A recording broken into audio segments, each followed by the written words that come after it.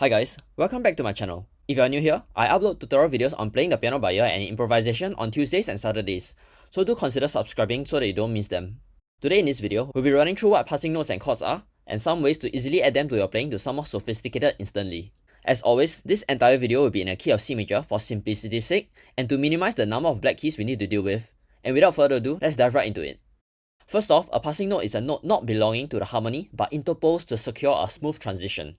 In other words, it can be thought of as an extra note that we add in between two existing notes that belong to a chord progression. Let's take a look at an example. Here's a simple improvisation without using passing notes, which uses the C, A minor, F, G chord progression.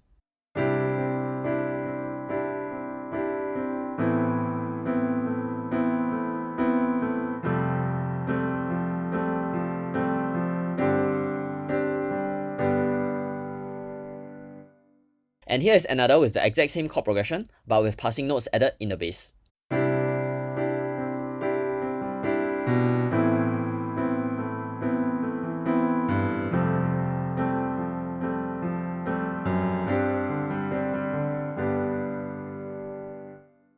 Notice that when moving from the C major chord to the A minor chord, I added a B note as the passing note between C and A.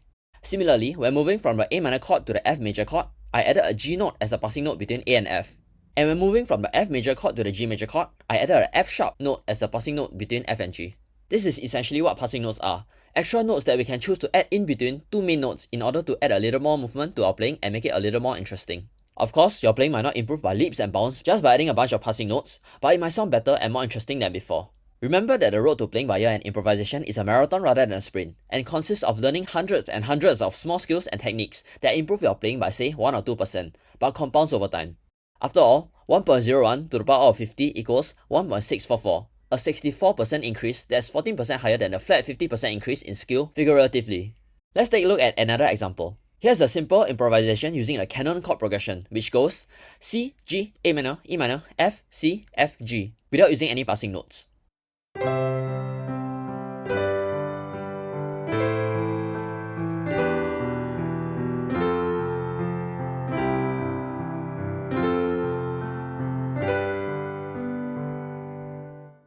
And here's another that uses the same progression but with some passing notes added.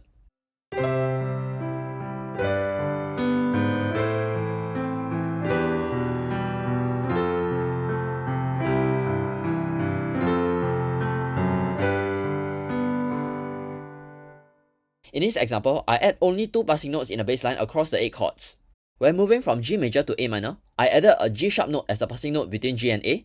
And when moving from F major to G major, I added a F sharp note as a passing note between F and G. While passing notes can add some movement and interest to our playing, do note that there is no need to add passing notes between every group of 2 notes, as overdoing this might make your playing sound pretty weird. That being said, here are some ideas for passing notes that you can apply to your playing immediately. When moving from C to A, you can add B as a passing note, and when moving from A to F, you can add G as a passing note, and so on.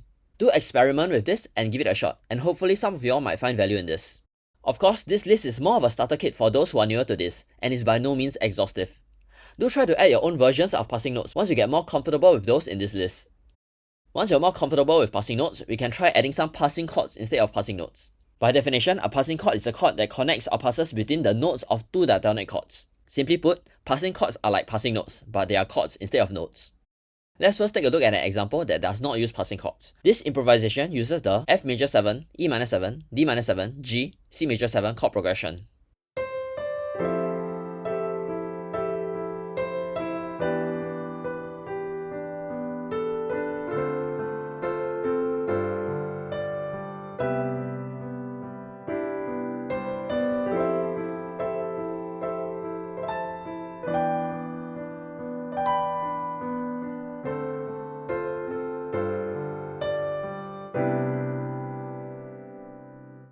Here's another example using the same progression, but with passing chords added this time.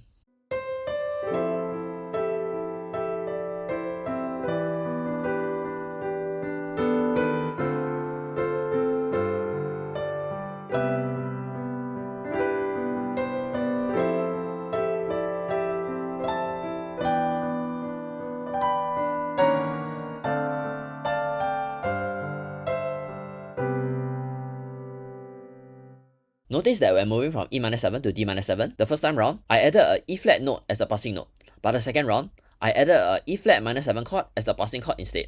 Do take note how the passing chord sounds relative to the passing note, and do give this a try too. One thing to note is that you don't necessarily need to use this progression.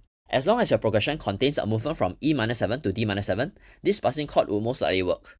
Here's another example. The first improvisation uses the C, A minor, F, G progression once again, and does not contain any passing chords yet.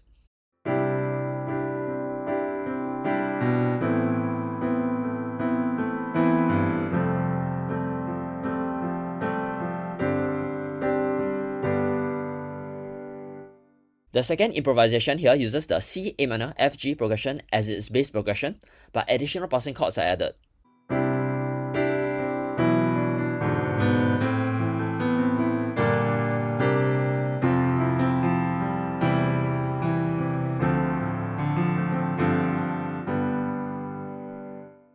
In case you missed the passing chords in the previous example, here are the passing chords that were played in the progression just now. When moving from C major to A minor, I added 2 passing chords, the B suspended 4th chord and the E dominant 7th chord.